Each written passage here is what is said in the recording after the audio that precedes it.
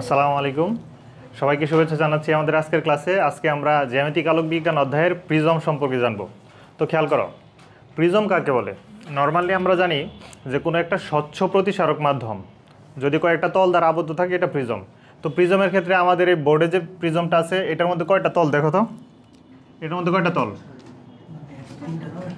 সামনে একটা পিছনে একটা, তাই না? নিচে আর দুই পাশে দুইটা, তাহলে কয়টা? পাঁচটা তল না? পাঁচটা তলের মধ্যে এই যে নিচের তলটা কি আকৃতির বলো তো? আয়তাকার আকৃতির, তাই তো?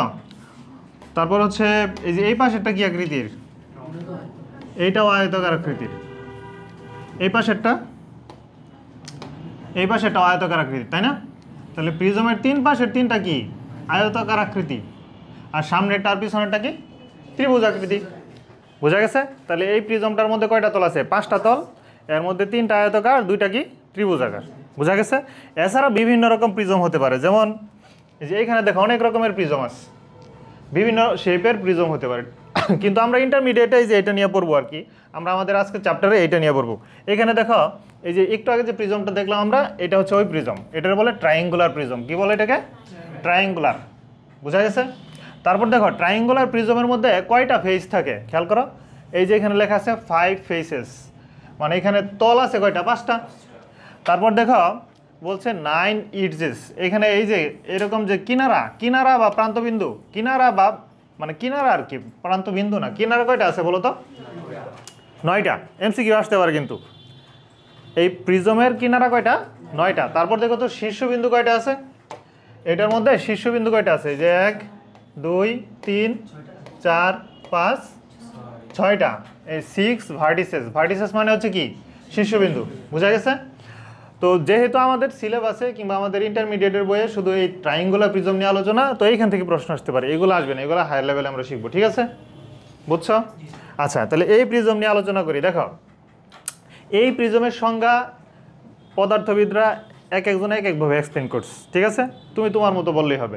যেমন আমি এখানে যদি বলি যে 3টা আয়তাকার তল এবং 2টা ত্রিভুজাকৃতির তল দ্বারা আবদ্ধ স্বচ্ছ প্রতিসারক মাধ্যমকে কি বলে? প্রিজম। অথবা কেউ একজন যদি এটা বলে যে 3টা আয়তাকার তল এরা যদি পরস্পরকে ছেদ করে মাঝখানের অংশটুকুকে কি বলে? প্রিজম। বুঝা গেছে? যে কোনো একভাবে বললেই হবে। তাহলে প্রিজমের সংজ্ঞা লিখো।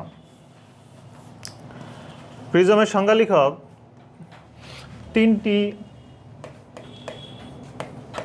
তিনটি আয়তকার বা আয়তকার তল ও 2টি ত্রিভুজাকৃতির তল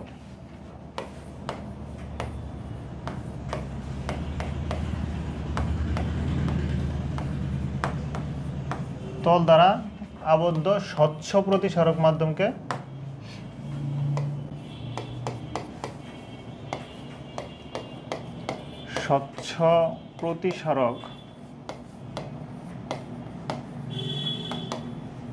মাধ্যমকে প্রিজম বলে।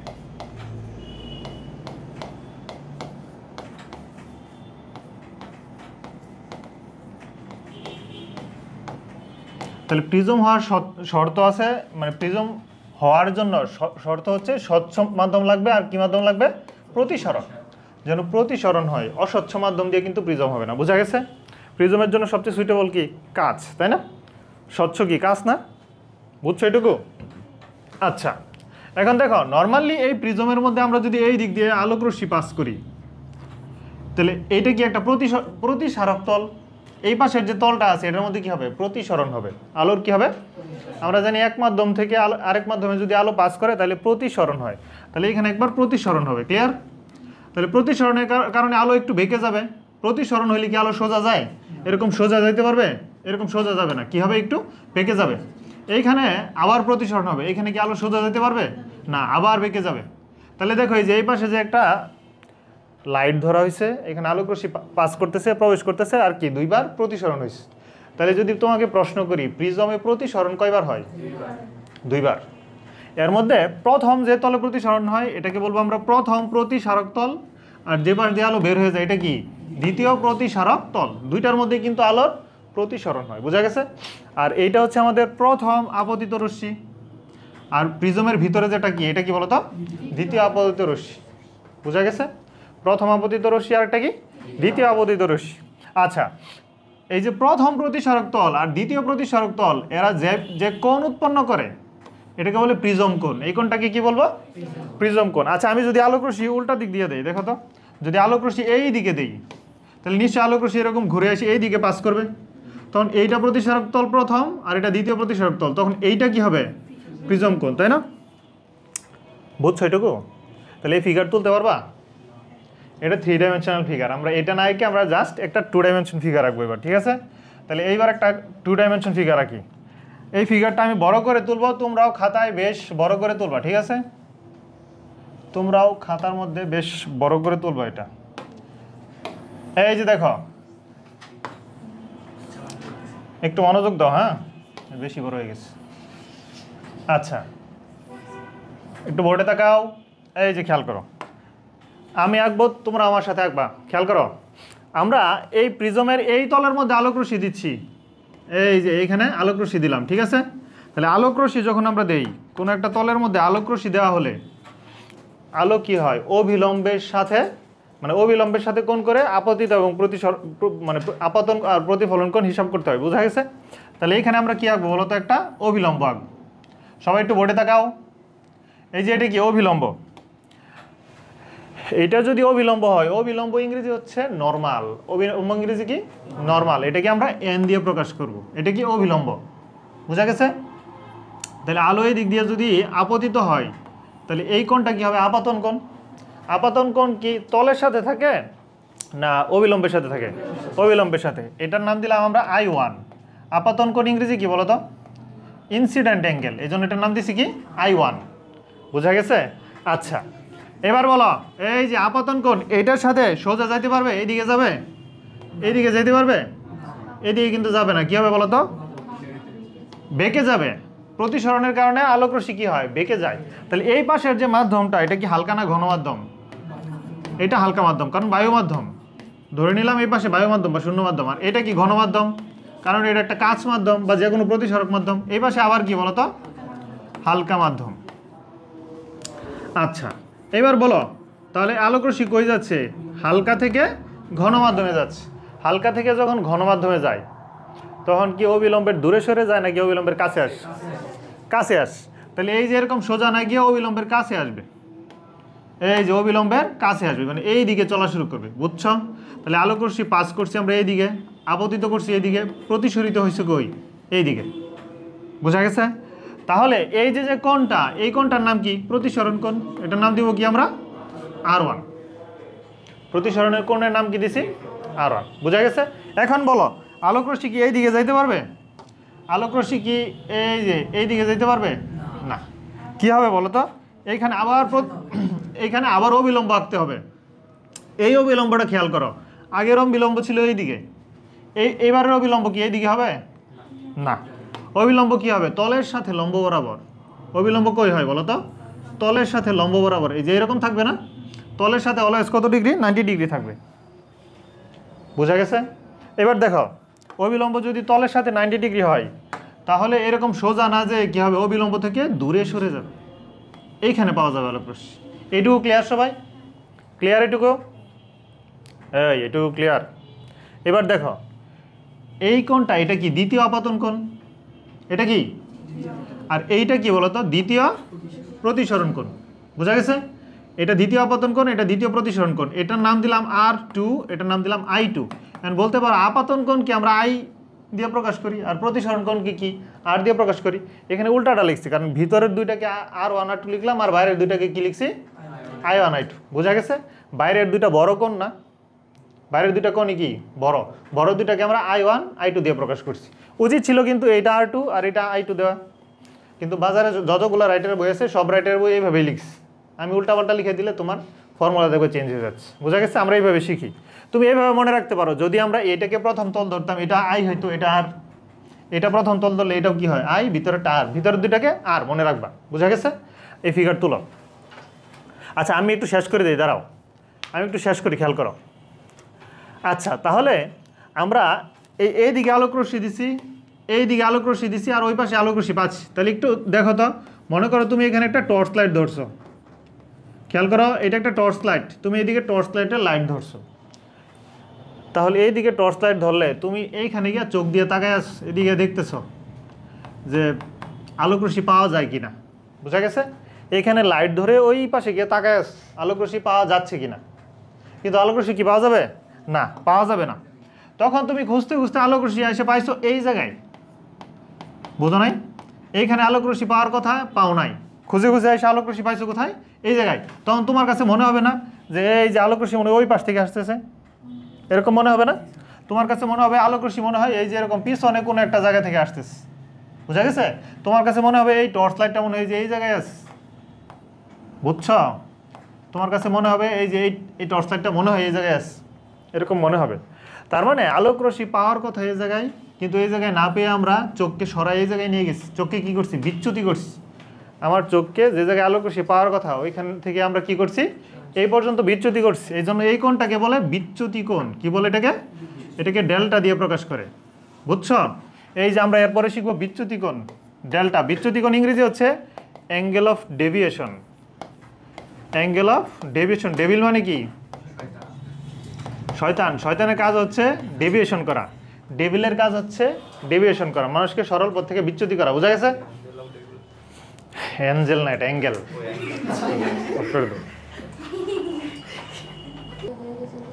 আচ্ছা খেয়াল করো, তাহলে এই যে অ্যাঙ্গেল অফ ডেভিয়েশন বা বিচ্যুতি কোণ কাকে বলে খেয়াল করো।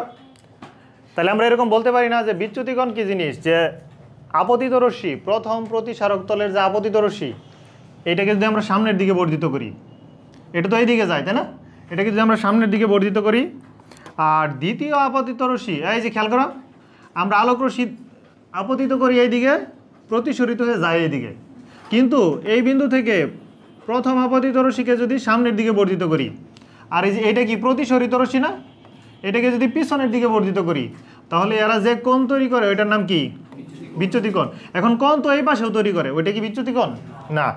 আমরা কি বলবো, যে কোনো একটা প্রতিসারক তলের দিকে যে কোণ উৎপন্ন করে, এই পাশে কি তল, এখন তুমি বলতে পারো এই পাশেও তো তল আছে, হ্যাঁ এটাও তো বিচ্যুতি কোণ, এটার এটা সমান না, বোঝা গেছে? কিন্তু উপরে কি প্রিজম কোণ, প্রিজম কোণের কথা বলবো না আমরা। তাহলে আবার সংখ্যাটা বলতেছি শোনো, কোনো একটা প্রিজমের আপতিত রশ্মিকে যদি আমরা সামনের দিকে বর্ধিত করি আর প্রতিসরিত রশ্মিকে যদি পিছনের দিকে বর্ধিত করি, তাহলে এরা প্রতিসারক তলের দিকে, এটা কি প্রতিসারক তল, এই পাশে হইলেও সমস্যা নাই, যে কোণ উৎপন্ন করে তার নাম কি? বিচ্যুতি কোণ। সংজ্ঞা লিখো, প্রিজমের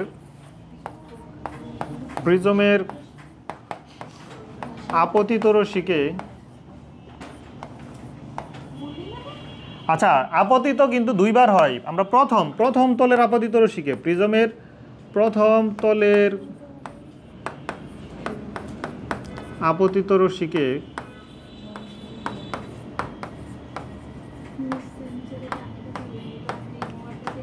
সামনের দিকে বর্ধিত করলে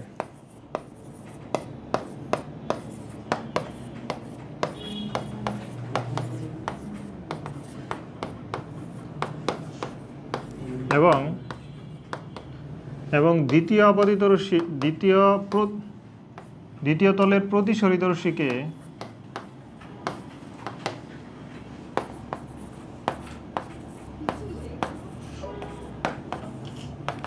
পিছনের দিকে বর্ধিত করলে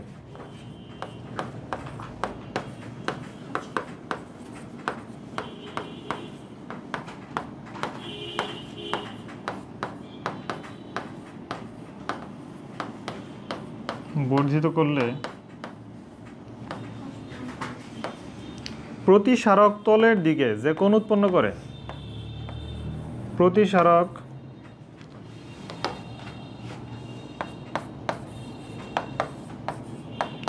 তলের দিকে যে কোণ উৎপন্ন করে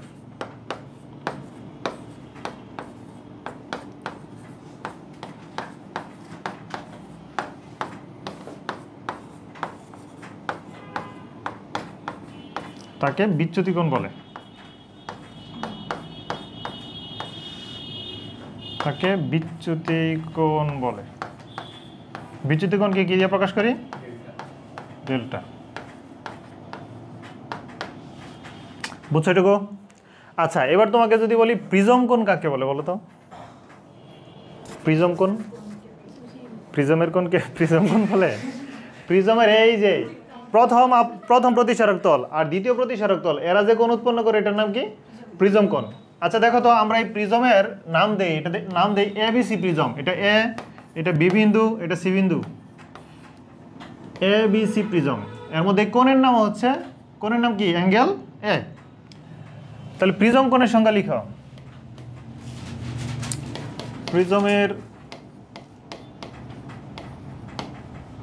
প্রথম প্রতিসারক তল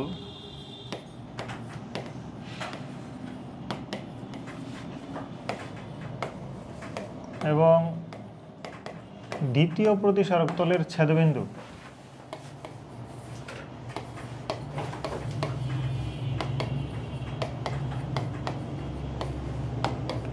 ছেদবিন্দুতে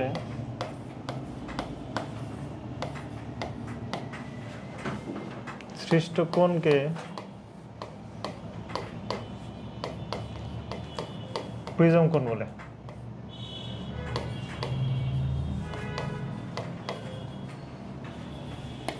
এটাও ক্লিয়ার?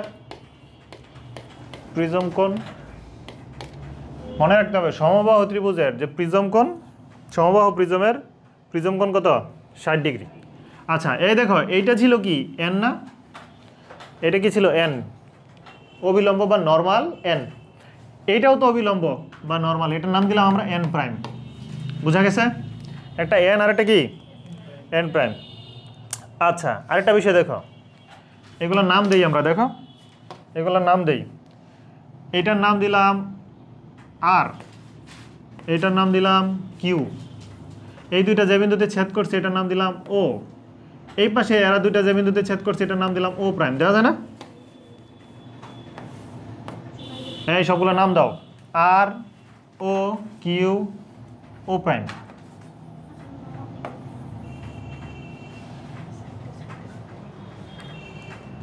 আচ্ছা বলো তো, তাহলে আমাদের এই টোটাল প্রিজমের মধ্যে আমরা এত আঁকা কি করছি, সব মিলে কয়টা ত্রিভুজ আছে, কয়টা চতুর্ভুজ আছে? এই যে উপরে একটা ত্রিভুজ, নিচে একটা ত্রিভুজ, আর চতুর্ভুজ তো সেভারেল, অনেকগুলো আছে না? বুঝছো? এইটুকু শেষ তোলা, দুইটা সংখ্যা লেখা শেষ সবার, দ্রুত লেখো। সংখ্যা মুছে দিব।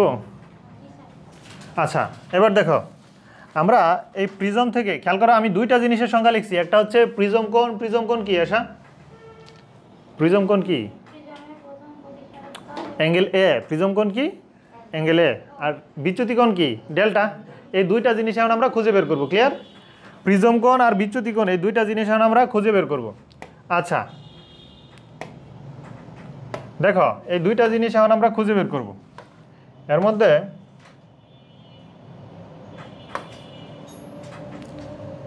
মধ্যে দেখো, এইখানে ত্রিভুজ আছে কয়টা? দুইটা, তাই না? আমরা যে আঁকা কি করছি এটার ভিতরে কয়টা ত্রিভুজ আছে? দুইটা। এটা একটু মনোযোগ দিয়ে বুঝবা, এইটা একটু সবাই মনোযোগ দিয়ে বুঝবা। একই সাথে দুইটা জিনিস আমরা একসাথে বের করব।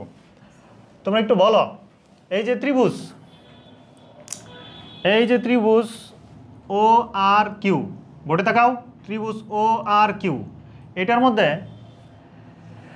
তিনটা কোণ আছে, তাই না? দেখো তো, এই যে বহিস্থ যে কোণ, বাইরের যে কোণ, এটা কি? ডেল্টা। একটা ত্রিভুজের বাইরের কোণ কি বলে? বহিস্থ কোণ, তাই না? যে কোনো একটা রাশিকে যদি বর্ধিত করি এটার নাম কি? বহিস্থ কোণ।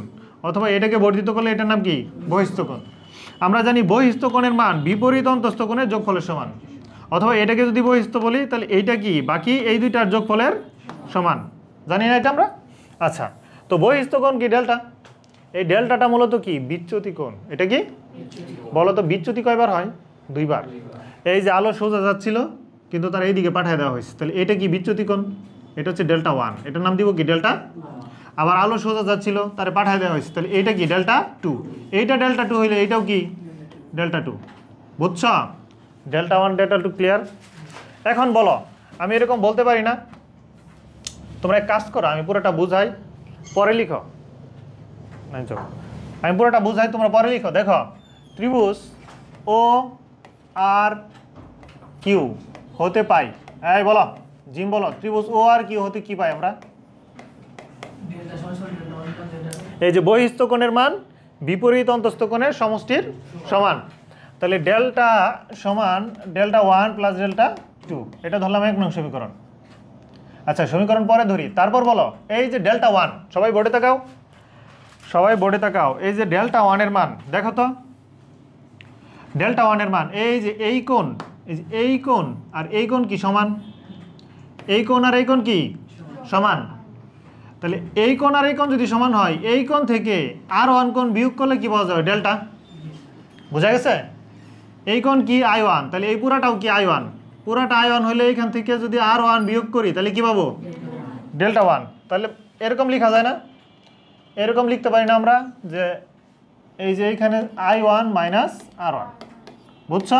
একইভাবে লেখা যায় কি I2 মাইনাস R2। বোঝা গেছে? বুঝছো এটুকু?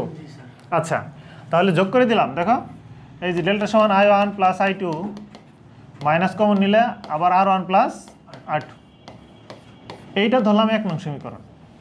এইটুকু কি ক্লিয়ার তোমাদের কাছে? আরেকবার বোঝাই, দেখো এই ভিতরে যে ত্রিভুজ, এই ভিতরের ত্রিভুজটা খেয়াল করো, এইখানে এই যে একটা ত্রিভুজ আছে, এই যে ত্রিভুজ দেখছো, ত্রিভুজ, এই যে একটা ত্রিভুজ, এই যে ত্রিভুজ, এই ত্রিভুজের মধ্যে বিপরীত অন্তস্থ কোণ কোনটা? এইটা। বিপরীত কোণ বহিস্থ কোণ কোনটা? এইটা, তাই না? বহিস্থ কোণ হচ্ছে বিপরীত দুইটা অন্তস্থ কোণের সমষ্টির সমান। তাহলে ডেল্টা সমান ডেল্টা 1 প্লাস ডেল্টা 2। এখন ডেল্টা 1 বের করব, তাহলে এই পাশে এইটা I1 হইলে এইটাও I1, I1 থেকে R1 মাইনাস করে দিলে কি থাকে? ডেল্টা 1। বুঝছো? তো দুইটা দুই পাশে মাইনাস করছি। আচ্ছা আচ্ছা দেখো এইখানে আরেকটা অ্যাঙ্গেল কি বলো তো, আরেকটা ত্রিভুজ হচ্ছে এই যে আর ও প্রাইম কিউ। তাহলে এই যে ত্রিভুজ আর ও প্রাইম কিউ হতে পাই, কিউ হতে পাই। দেখো তো ত্রিভুজের 3 কোণের সমষ্টি কি 180 ডিগ্রি। তাহলে এখানে 3টা কোণ কে কে? একটা R1 আর একটা R2 আর একটা কি বলো তো?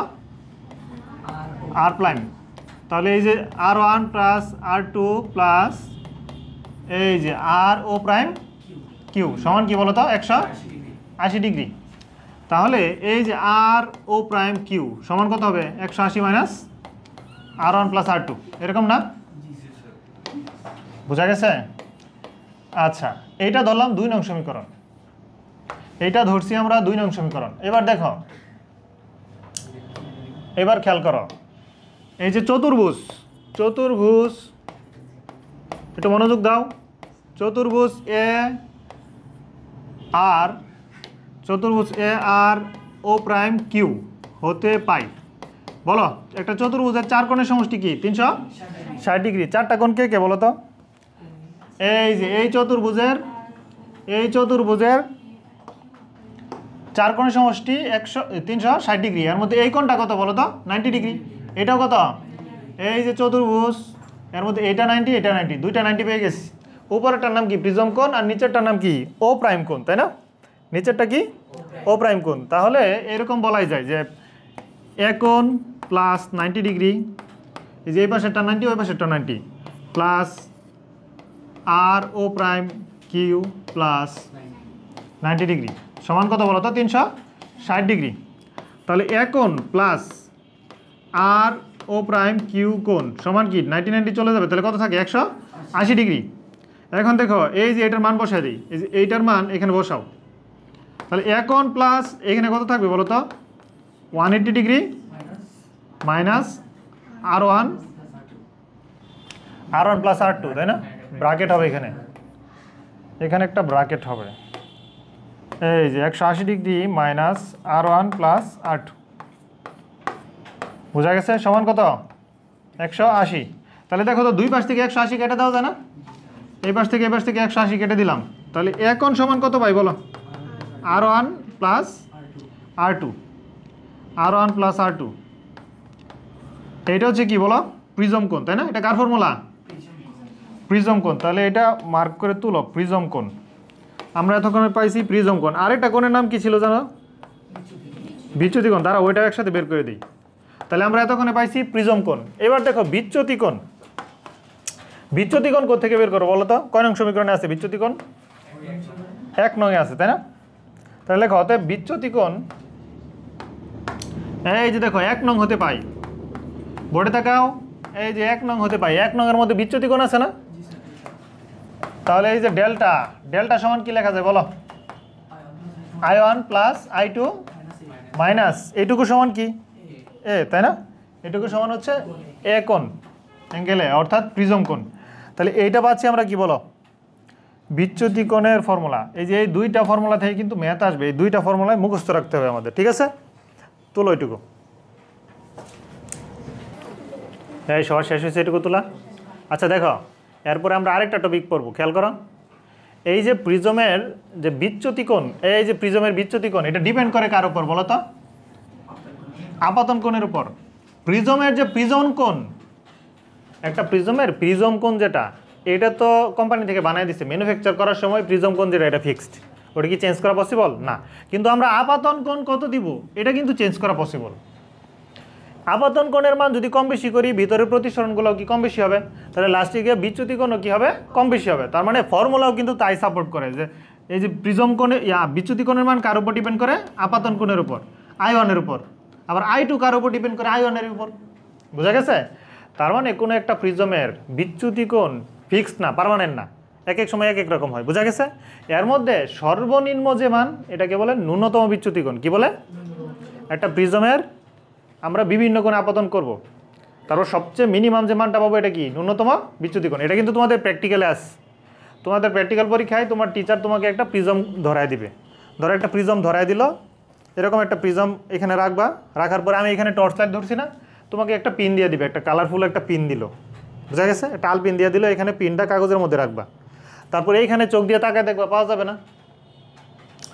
এইটা সোজা এখানে খাতায় একটা দাগ কাটবা, তারপর এই দিকে আবার চোখ সরায় যেখানে পাও এখানে একটা দাগ কাটবা, যেখানে মিলে যাবে ওইখানে কি হবে? বিচ্যুতি কোণ। এরকম অনেকবার বিচ্যুতি কোণ নিবা, নেওয়ার পরে সবচেয়ে ছোট যে মানটা, এটার নাম কি? ন্যূনতম বিচ্যুতি কোণ। এখন দেখো, আমরা প্রিজমের ন্যূনতম বিচ্যুতি কোণ বের করব, এটার জন্য আমাদের কি করতে হবে বলো তো? আমাদের প্রিজমের ন্যূনতম যদি বিচ্যুতি কোণ বের করতে চাই, তাহলে ওই প্রিজমের অনেকবার ভিন্ন ভিন্ন আপাতন কোণের জন্য ভিন্ন ভিন্ন প্রিজম কোণ বিচ্যুতি কোণ বের করতে হবে। আমি যদি বিচ্যুতি কোণ বের করতে চাই, সবচেয়ে কমটা, মিনিমাম মানটা বের করতে চাই, তাহলে আপাতন কোণের মান বারবার এক এক রকম দিব। বোঝা গেছে? দেওয়ার পরে অনেকগুলা বিচ্যুতি কোণ বের করব, এর মধ্যে সবচেয়ে ছোটো মানটার নাম কি? ন্যূনতম বিচ্যুতি কোণ। কিন্তু ছোটো মানটা তো র্যান্ডম মনে রাখবো না আমি, এটার জন্য আমরা একটা সায়েন্টিফিক ওয়ে অ্যাপ্লাই করব। এটা হচ্ছে, মনে করো আমরা একটা গ্রাফ আঁকবো, এখানে আমরা আপাতন কোণ নিব, এক্স অক্ষ বরাবর আপাতন কোণ, আর এদিকে কী পাবো? বিচ্যুতি কোণ। বোঝা গেছে? আপাতন কোণের মান মনে করো 10 ডিগ্রি, 20 ডিগ্রি, এরকম বিভিন্ন কোণে নিব, 30 ডিগ্রি, 40, এরকম অনেকগুলো কোণে আমরা হচ্ছে এরকম আপাতন কোণ নিব, 50 ডিগ্রি, 60 ডিগ্রি। এখন দেখা যায় যে আপাতন কোণের মান খুব ছোট হলে বিচ্যুতি কোণ বেশি হয়, একটু বাড়ানো হলে বিচ্যুতি কোণ কমতে থাকে, বাড়ানো হলে বিচ্যুতি কোণ কমতে থাকে, আবার বেশি বাড়ানো হলে বিচ্যুতি কোণ কি আবার বাড়তে থাকে। বুঝছ? বেশি হলে আবার কি হয় বলো তো? বাড়তে থাকে। তখন আমরা এরকম একটা গ্রাফ আঁকবো। তাহলে সবচেয়ে ছোট বিচ্যুতি কোণ কোনটা? এই যে বোঝা যাচ্ছে না এটা, হ্যাঁ, সবচেয়ে ছোট বিচ্যুতি কোণ কত? 40 ডিগ্রি। তো এটা আপাতন কোণ I1। বোঝা গেছে? 40 ডিগ্রি I1, একটা নির্দিষ্ট I1-এর জন্য, 40 ডিগ্রি I1-এর জন্য বিচ্যুতি কোণ কোনো একটা কিছু একটা পাই এখানে আমরা। বোঝা গেছে? বুঝছো? এটা হয়তো 20 ডিগ্রি, 30 ডিগ্রি কিছু একটা আছে। বোঝা গেছে? তাহলে ন্যূনতম বিচ্যুতি কোণ কি? একটা নির্দিষ্ট আপাতন কোণের জন্য কোনো একটা প্রিজমের সর্বনিম্ন যে প্রিজম কোণ পাওয়া যায় তার নাম কি? ন্যূনতম বিচ্যুতি কোণ। নর্মালি ন্যূনতম বিচ্যুতি কোণটা খুব কম, মানে খুব কম আপাতন কোণের জন্য পাওয়া যায় না, আবার কি খুব বেশি আপাতন কোণের জন্য পাওয়া যায় না। মোটামুটি এটা প্রতিসম একটা ব্যাপার থাকে। বোঝা গেছে? মানে আপাতন কোণ আয়ের মান মোটামুটি প্রতিসম থাকে। বোঝা গেছে? তাহলে সংজ্ঞা লিখো, একটি নির্দিষ্ট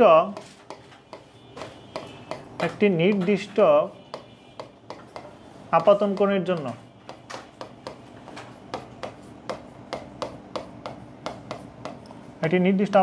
জন্য কোনো প্রিজমের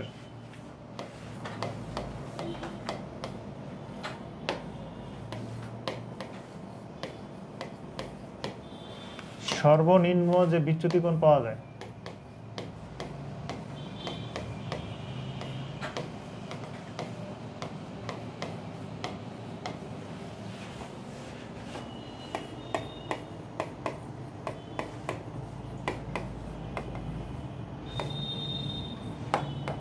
তাকে ন্যূনতম বিচ্যুতি কোণ বলে। ন্যূনতম বিচ্যুতি কোণ বলে। এই ন্যূনতম বিচ্যুতি কোণ এটাকে আমরা ডেল এম দিয়ে প্রকাশ করব। এই যে খেয়াল করো, ডেল এম, এম দ্বারা মিনিমাম বোঝায়।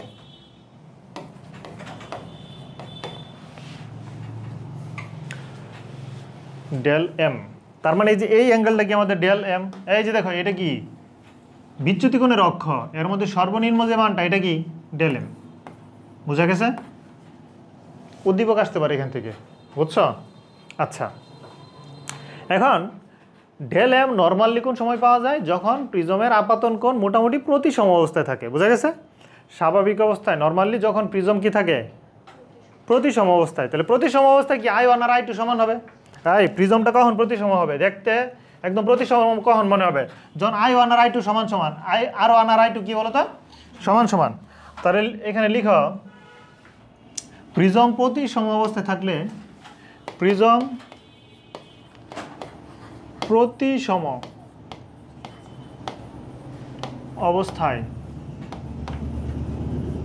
থাকলে ন্যূনতম বিচ্যুতি কোণ পাওয়া যায়। ন্যূনতম বিচ্যুতি কোণ পাওয়া যায়।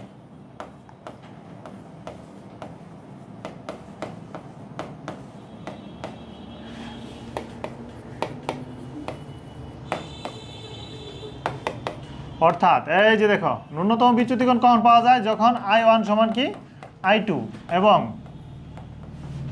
R1 সমান R2 হলে ডেল সমান কি হবে বলো তো? ডেল এম হবে। মানে যখন I1 আর I2 সমান হবে, R1 আর R2 সমান হবে, তখন ডেলের নাম কি হবে? Del M. মানে ডেলটাই কি হবে? ন্যূনতম বিচ্যুতি কোণ। বোঝা গেছে? বুঝছো এটুকু?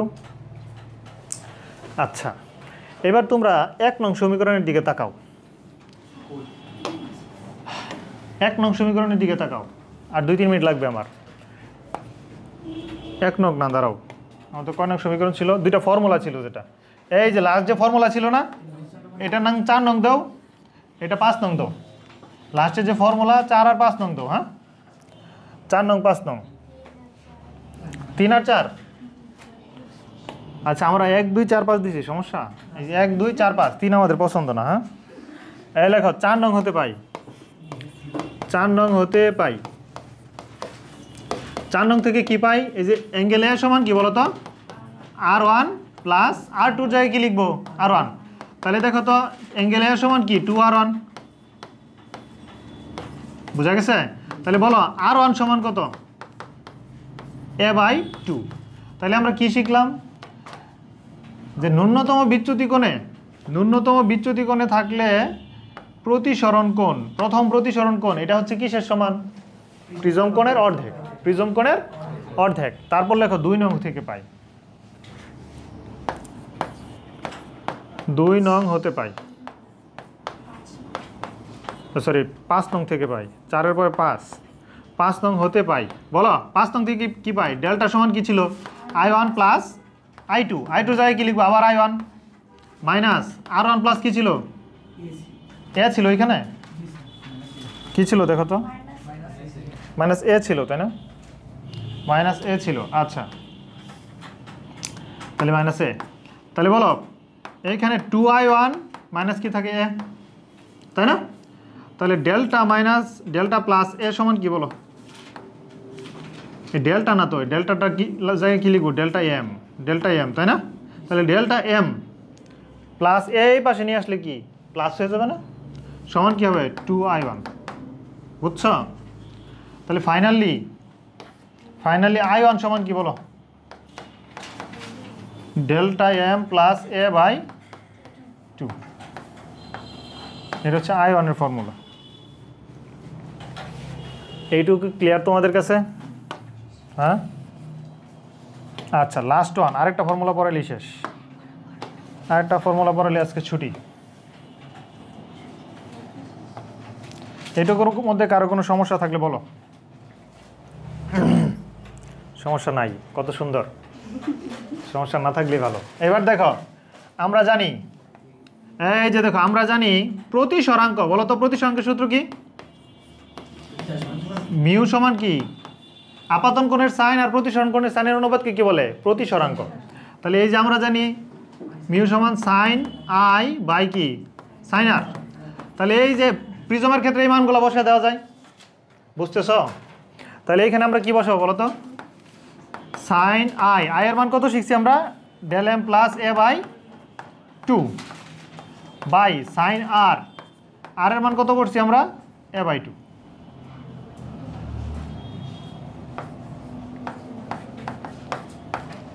তাহলে বলো তো এটা কিসের ফর্মুলা? এটা হচ্ছে প্রিজমের উপাদানের প্রতিসরাঙ্কের ফর্মুলা। কিসের ফর্মুলা এটা? প্রিজমের উপাদানের প্রতিসরাঙ্ক, মানে প্রিজমটা যে ম্যাটেরিয়াল দিয়ে তৈরি ওই ম্যাটেরিয়ালের প্রতিসরাঙ্ক, বুঝছো? তাহলে আমরা টোটাল কয়টা ফর্মুলা শিখলাম? 5টা, টোটাল 5টা শিখছি। এই 5টা ফর্মুলা মুখস্থ রাখবা। প্রিজমের উপাদানের প্রতিসরাঙ্ক,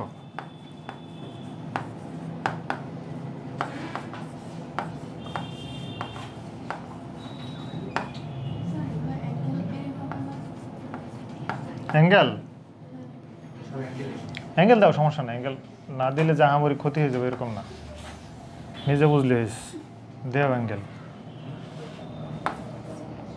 ওকে, তাহলে আগামী দিনে পড়া হচ্ছে এই যে প্রিজম রিলেটেড আমাদের শিটে কিছু ম্যাথ আছে, টাইপ 6 না 7 যেন, এই ম্যাথগুলো হোমওয়ার্ক আগামী